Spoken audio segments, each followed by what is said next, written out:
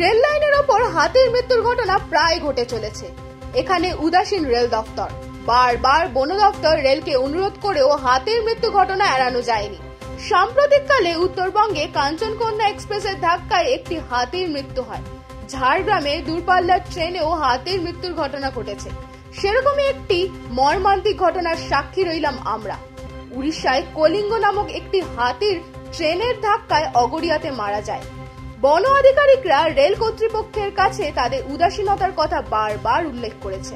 তারা উল্লেখ করেন হাতি চলাচলের রাস্তায় ট্রেনের গতিকে নিয়ন্ত্রণ করতে, কিন্তু কেউ কর্ণপাত না করায় অতিরিক্ত গতিতে ট্রেনের চলাচল করার কারণে সুরক্ষা না থাকায় আজ বন্যপ্রাণীর মৃত্যুর কারণ হয়েছে। আমরা কথা বলেছিলাম পশ্চিম Medinipur wild life and other life ফাউন্ডেশনের কর্ণধার অভিজিৎ সামন্ত ও সমাজসেবী সংগঠনের সঙ্গে। তারাও এ ব্যাপারে তীব্র নিন্দা প্রকাশ করেন ও আরো বলেন যে এভাবে বন্যপ্রাণীর জীবনহানি হলে বস্তুতন্ত্রের ওপর বিরাট প্রভাব পড়বে।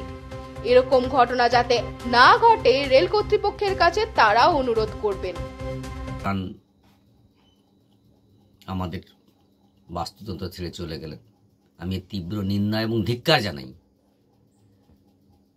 উড়িষ্যায় কলিঙ্গ নামক একটি পূর্ণবয়স্ক হাতি ট্রেনে কাটা পড়ে মারা গেলেন। ট্রেনে কাটা পড়ে মারা গেলেন এই কথাটা বলবো না, ট্রেনে কেটে মেরে দেওয়া হলো। হাতিটি লেভেল ক্রসিংয়ে ঢুকলো, যখন দাঁড়ালো তখন লেভেল ক্রসিংয়ের ঢুকলো এবং যিনি ওইখান পরিচালনা করেন তিনি দেখছেন হাতিটি, তখন ট্রেনটি আসেনি। তার অনেক পরে ট্রেনটি এলো, ট্রেনটিকে কোনো মতেই থামানো গেল না। আমি তীব্র নিন্দা করি। রেল একদম সুরক্ষাবিহীনভাবে ইচ্ছাকৃতভাবে হাতিটিকে ধাক্কা মেরেছে। এটি খুব বেদনাদায়ক এবং এটি খুব নিন্দনীয়। রেলের আরও বেশি সতর্ক এবং সচেতন হওয়ার উচিত ছিল। সেখানে জনগণ তীব্র তার প্রতিবাদ জানিয়েছে। আমি পশ্চিম Medinipur wild and other life ফাউন্ডেশনের পক্ষ থেকে ওই মানুষজনকে ধন্যবাদ জানাই।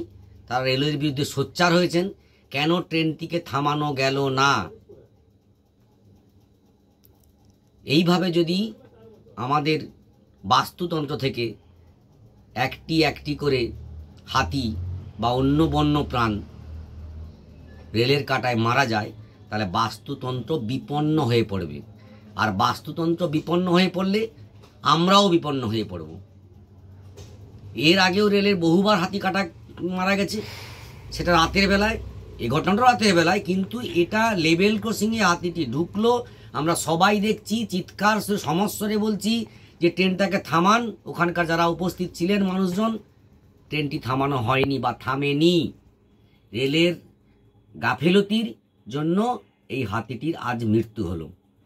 আমি পশ্চিম Medinipur wild and other life ফাউন্ডেশনের পক্ষ থেকে রেল কর্তৃপক্ষের কাছে অনুরোধ করব যে এরকম ঘটনা যাতে দ্বিতীয়বার না ঘটে এবং যিনি ও দায়িত্বে ছিলেন তার বিরুদ্ধে যেন ব্যবস্থা নিয়ে তার কঠোর শাস্তির প্রদান করা হয়।